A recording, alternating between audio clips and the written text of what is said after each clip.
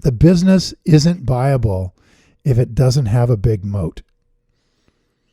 It just simply moat. isn't All right. viable. And the reason it's not viable is because without a big moat, we don't know if it's going to be around 10 years. Moat, by definition, is what protects you against competition, and competition is what wipes you out if you're not good at competing. Mm-hmm. So companies without a big moat, by definition, have a much higher degree of chance of not making it 10 years. And we True. need to know with a high degree of certainty this company will be around in 10 years, right? Yeah, definitely. All right, so that's the first thing we got to go to. We're going to assume we can understand the business, and we're going to assume that management has integrity and talent for the time being. And we certainly can't even figure out whether it's on sale or not if it doesn't have a moat. There's no way. Okay, so start with moat. We got to start with moat. So what is it about the major airlines? There's 4 of them: Southwest, American, United, and Delta. What is it about those companies now that has encouraged Buffett to buy them when he hated them 10 years ago? What's changed? You're asking the wrong girl because I don't get it. I mean, all right, here's what's changed. There was so much competition on what amounts to a near commodity that companies went out of business and were absorbed into the big 4.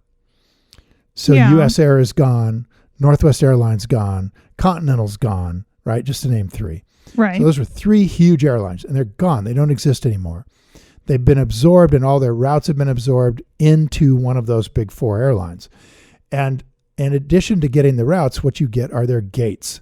And so what's changed dramatically is that the airlines are now not competing as significantly with each other as they used to up until just a few years ago. Really? You think airlines aren't competing as much? Not as much, because they've locked down their special areas of the country. So for example, if you're going to fly out of Atlanta, you're either going to fly a major discount airline and get herded in like cattle, or if you're a business traveler and you don't want to do that, you're going to fly Delta. Almost certainly. Yeah, right. So if you live in a hub, then yes, you're going to fly whatever that airline is. So if you're in Dallas, you're going to fly American. Right. If you're in Chicago, you're flying United. Right. And so each of these companies has chunks of the market that it controls better than it ever used to. If you're in Minneapolis, you're Delta. Okay. If you're in Salt Lake, you're Delta. Right. If you're in LA, you don't even probably fly Delta unless you're trying to come home to Atlanta. So it's just that the competition for specific routes has decreased substantially to a point where airlines, for the first time in many years, back since the 70s, when they were regulated, are starting to get pricing power on their routes. They're starting to have absolutely full airplanes, which you must have noticed. I don't know if you're flying as much as I have, but the airline, before this whole coronavirus, it was packed. Every plane was packed. Full airplanes, I agree, yeah.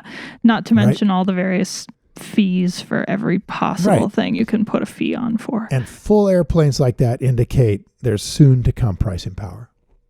Not only that, but fuel costs have dropped down and look to stay down dramatically as oil reserves were discovered to exist that everybody thought were not possible. And look at where oil is now. Oil is at historic lows adjusted for inflation. So, in fact, oil has gotten so low, you guys, that they can't even pump it in Texas anymore. It costs too much to take it out of the ground. Oh, and guess what? There's almost no place to put it. Within there's no 4 storage. days, Canada will have filled up. If they keep pumping oil, they will have filled up all of their places to put it. Mm-hmm. The United States is a little farther than that, but not much.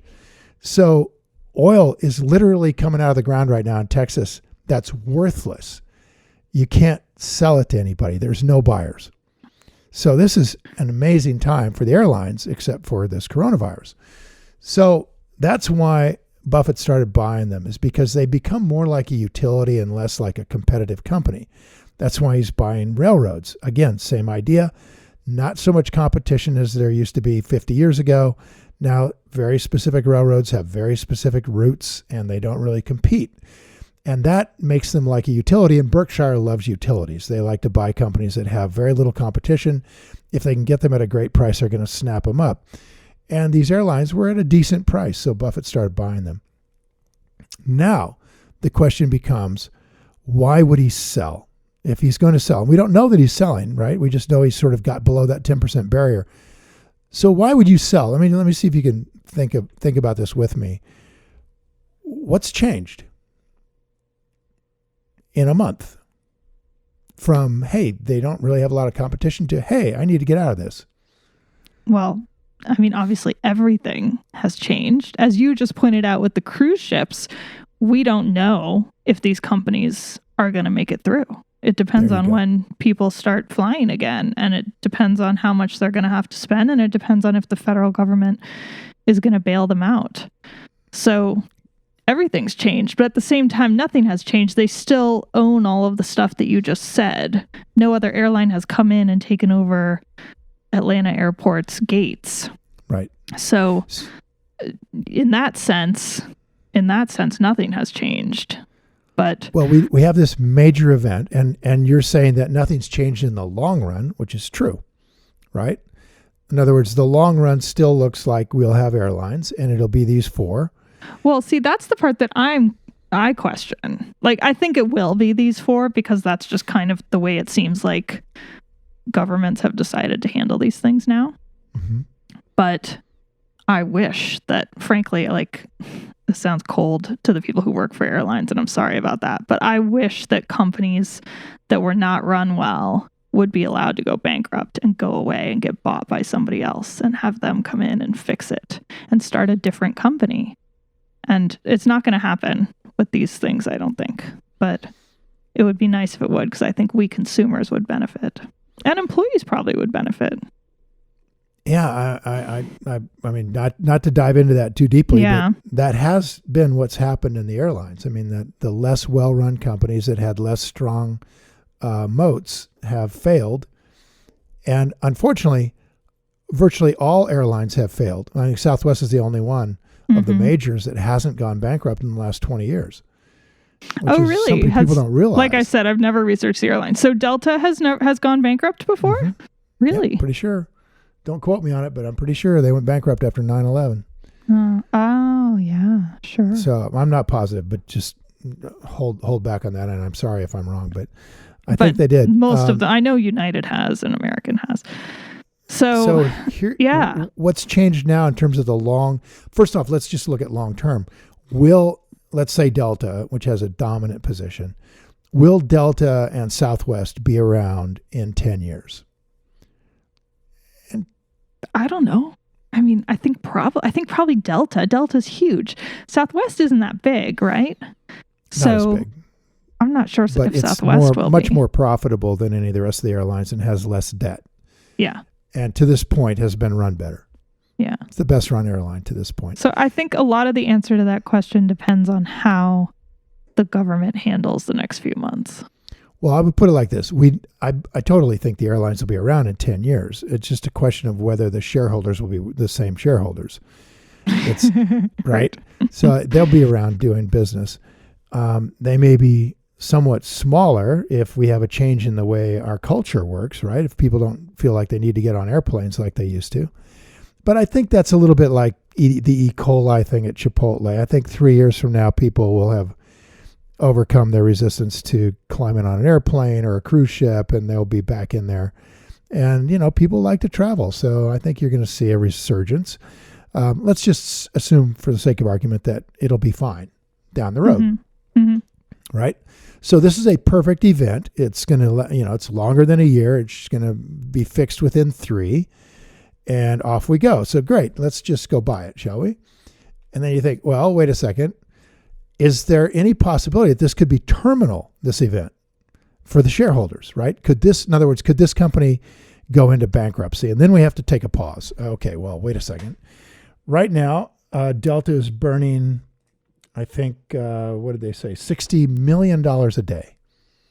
All right. Okay. Wow. So that's $1.8 billion a month is their burn rate. Let's call it $2 billion a month is their burn rate. You can buy the entire company in the market right now if you happen to be Warren Buffett for $14 billion. No way. Yeah, way. In 7 months, they're going to lose the entire value of their market cap. Yep. Jeez. Now that'll give you a pause. It hasn't right? even, I mean, they haven't even gone down as far as they could, You could buy it cheaper. Oh, yeah. I mean, and so the first thing that jumps out is that, wow, anybody coming in to fix this is going to have to cover $2 billion a month for the foreseeable future, right? Yeah. I mean, certainly for 6 or 7, they're going to start flying again in a few months, but it's going to be negative cash flow for the rest of this year. I mean, reasonably speaking. I think reasonably, yeah. You guys, if you enjoyed this video and you feel it was valuable in teaching you more about how to invest, hit the like button and please share the video with your friends. And if you want more investing content, subscribe to my channel. And don't forget to click the button on the screen. We got a free gift for you. Thanks again for watching.